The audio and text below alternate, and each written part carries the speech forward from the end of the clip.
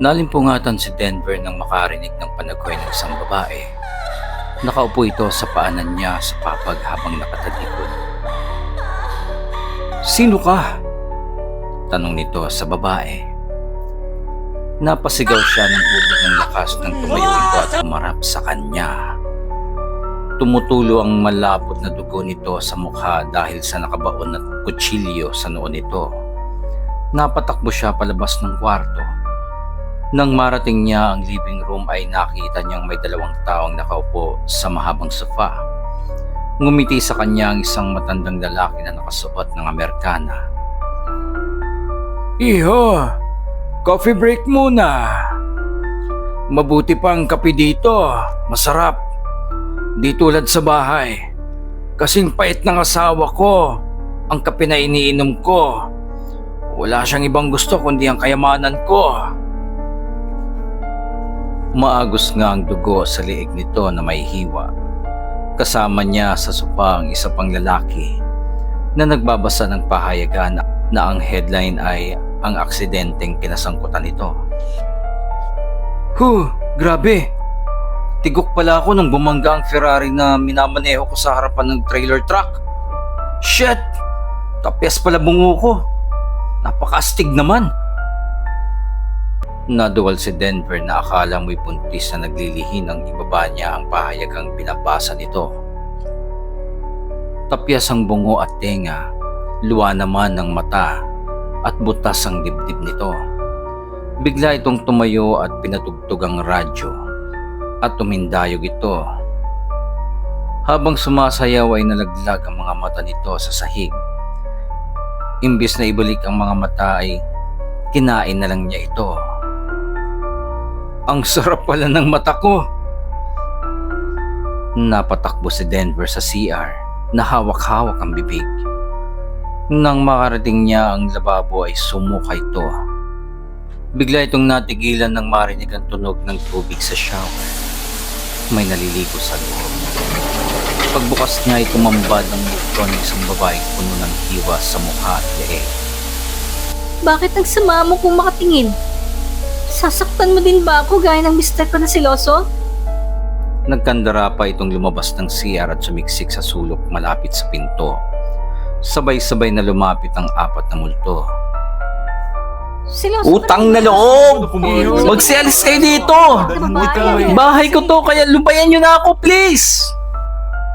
Sabay-sabay silang nanahimik at unti-unting naglaho.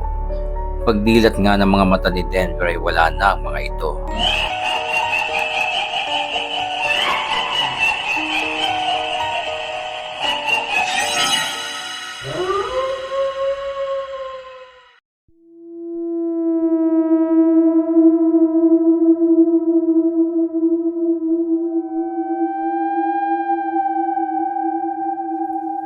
Isang scriptwriter sa isang radio station si Denver. At the age of 24 ay soul of light na ito sa buhay dahil ulila na ito ng lubos sa mga magulang. Mabuti na lang ay hindi nito problema ang matitirhan dahil kahit papano'y naipamana naman sa kanya ang house and lot ng mga parents nito. 4 na buwan niya na ring nararanasan ang ganitong sitwasyon. Nagsimula siyang makaranas ng ganitong nakakakilabot na mga pagpapakita ng mga kaluluwa ng aksidenteng mabuksan niya ang third eye nito. Paglabas pa lang ng bahay hanggang sa estasyon ay mga kaluluwa ang nakikita nito. Kagaya kaninang lunch. Habang kumakain siya sa bubuyog fast food ay may kaharap siyang isang kaluluwa. Malakas siyang kumain pero ang problema ay hindi siya mabusog-busog. Dahil wakwak ang sikmura nito na para bang nasa buga ng granada. May nakasalubong din itong matandang ale pagbalik nito sa office. Sa unang tingin ay parang normal lang ito. Pagtalikod ay tumambad ang nakatarak na itak sa likod nito. Ayon sa uncle niya na isang psychic ay pareho din sila nung mga panahong nabuksan din ang sixth sense nito. Lapitin din di umano ang uncle niya ng mga ligaw na kaluluwa. Kaya dapat ay sanayin na lang nito ang sarili.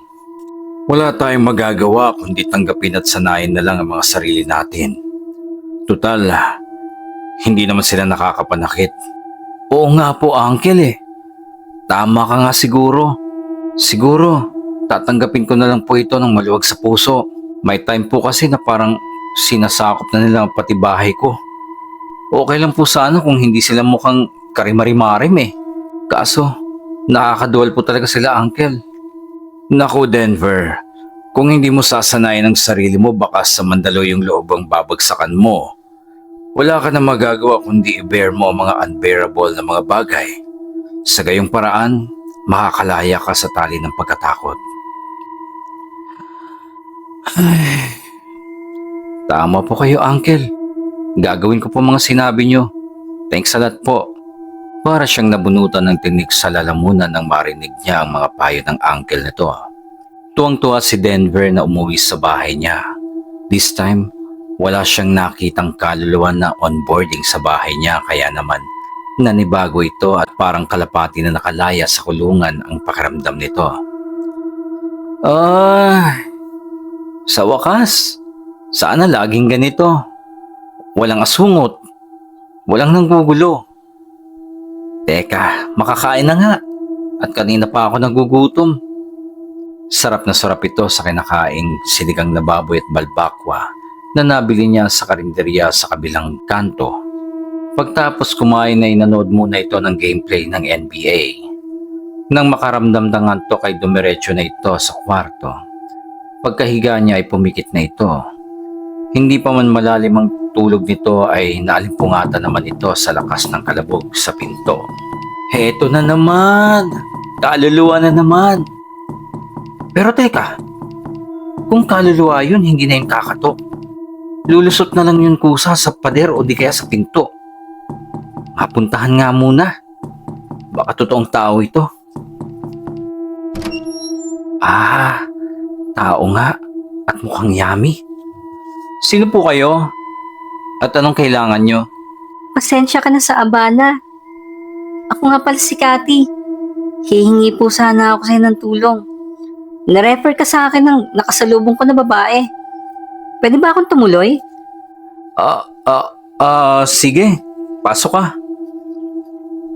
Pagpasok ng babae ay nagulat si Denver nang makitang duguan ng likod nito at may nakatarak pang kitchen knife sa likod. Hindi ito katulad ng ibang mga kaluluwa na na-encounter niya. Simple ito at mukhang hindi patay. Anong nangyari sa'yo?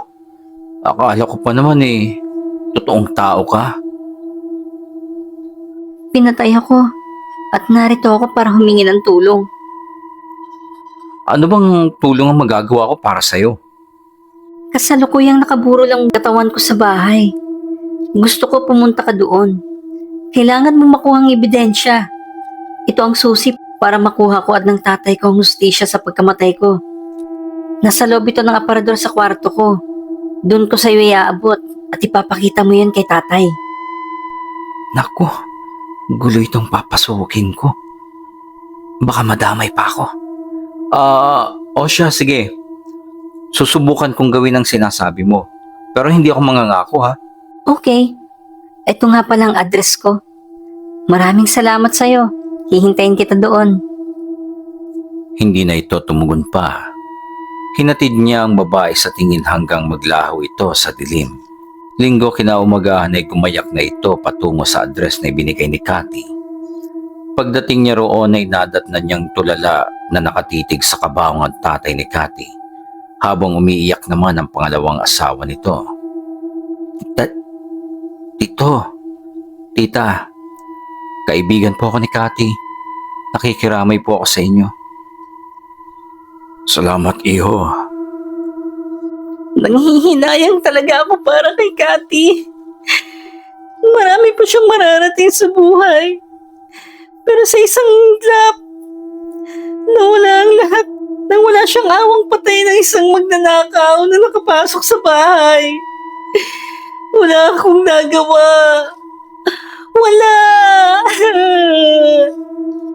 Nahimatay ang babae na nagdulot ng konting kaguluhan. Sinamantala naman ito ng binata at pumasok sa loob ng bahay. Pagkuway dumiretso ito sa kwarto ni Cathy. Palingalinga ito nang biglang lumabas si Cathy sa aparador. Pucha! Nakakagulat ka naman! Sorry, Denver. Ito nga palang DLSR ko. Ito yung file. Ipanood mo ito kay tatay. Pero pasikreto lang ha.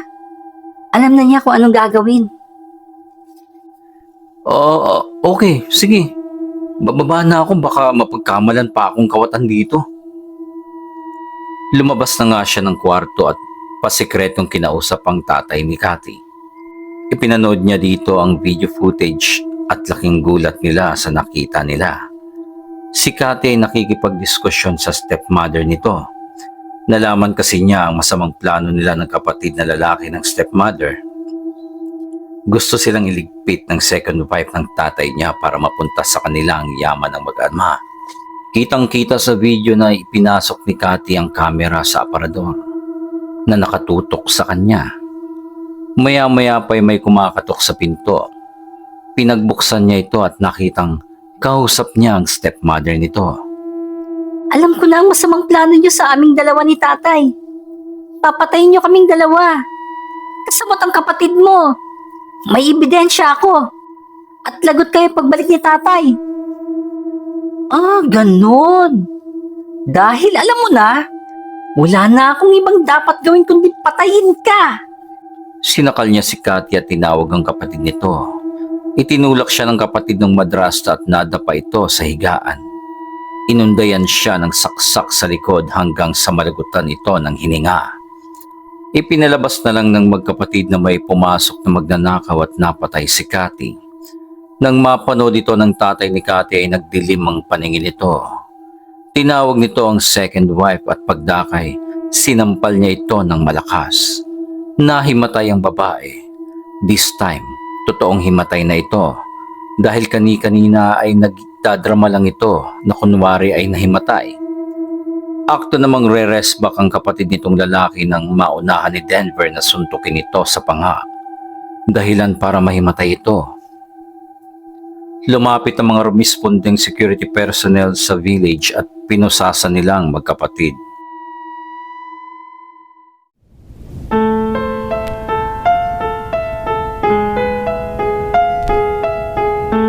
Nakulong ang madrasta ni Cathy kasamang kapatid nito dahil sa kasong murder. Sa araw naman ng libing ni Cathy ay naroon si Denver. Nagpasalamat ang tatay ni Denver sa kanya at isa-isang nagsialisa ng mga nakipaglibing. Mag-isa na lang si Denver na nakatitig sa larawan ni Cathy na nasa lapida. Nang magpakita ang kaluluwa nito, this time ay nababalot ito ng liwanag. Maliwalas ang mukha nito at mas lalong gumanda ito sa paningin ni Denver. May kislot ng luha sa gilid ng mga mata ni Denver at hindi niya alam kung anong klaseng emosyon ang nararamdaman nito ng mga oras na iyon. May konting kurot sa puso nito dahil sa maikling panahon na nakilala at nakasama niya ito ay may naramdaman itong pag-ibig para sa multo. Denver, paalis na ako. Tinatawag na ako doon sa itaas. Sayang, kung noon pa sana tayo nagkakilala, di sana. Sana ano? Siya nga pala, salamat sa tulong mo ha. At nailigtas mo ang buhay ng tatay ko. Hinding-hindi kita makakalimutan. Wala yun. Malit na bagay. Cathy, can you be my baby?